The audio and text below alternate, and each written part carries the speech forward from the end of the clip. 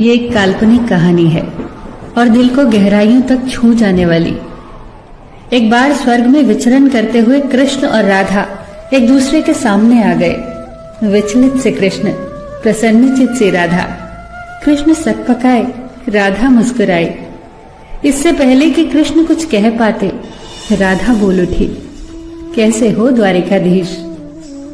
जो राधा उन्हें कान्हा कान्हा कहकर बुलाती थी, उसके मुख से द्वारिकाधीश का संबोधन कृष्ण को भीतर तक घायल कर गया। फिर भी किसी तरह अपने आप को संभाल लिया उन्होंने और बोले राधा से, मैं तुम्हारे लिए आज भी वही कान्हा हूँ। तुम तो मुझे द्वारिकाधीश मत कहो। आओ बैठते हैं। कुछ मैं अपनी कहता हूँ, कुछ तुम अपनी सुनाओ। सच कहूँ राधा, जब जब भी तुम्हारी याद आती थी, इन आंखों से आंसुओं की बूंदें निकल आती थी। राधा बोली, मेरे साथ ऐसा कुछ नहीं हुआ। न तुम्हारी याद आई, न आंखों से आंसू बहा, क्योंकि हम कभी तुम्हें भूले ही कहाँ थे।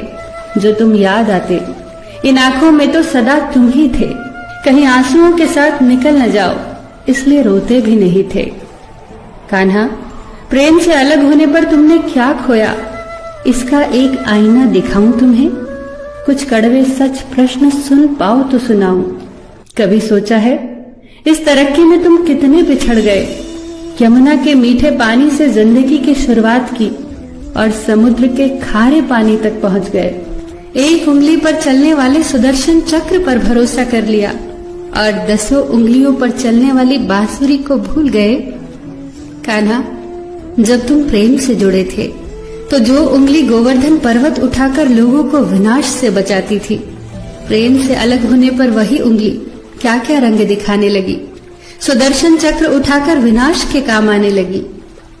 कान्हा और द्वारिकाधीश में क्या अंतर होता है बताऊं?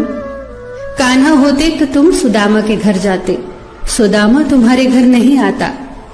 युद्ध में और प्रेम में यही तो फर्क होता है। युद्ध में आप मिटाकर जीतते हैं और प्रेम में आप मिटकर जीतते हैं। कान्हा, प्रेम में डूबा हुआ इंसान दुखी तो रह सकता है, पर किसी को दुखी नहीं कर सकता। आप तो कई कलाओं के स्वामी हो, स्वप्न दूरदृष्टा हो, गीता जैसे ग्रंथ के दाता हो, पर आपने ये क्या निर्णय लिया? आपने अपनी पूरी सेना कौरवों को सौंप दी और अपने आप को पांडवों के साथ कर लिया। सेना तो आपकी प्रजा थी, राजा तो पालक होता है, उसका रक्षक होता है। आप जैसे महाज्ञानी उस रथ को चला रहे थे जिस पर बैठा अर्जुन आपकी प्रजा को ही मार रहा था।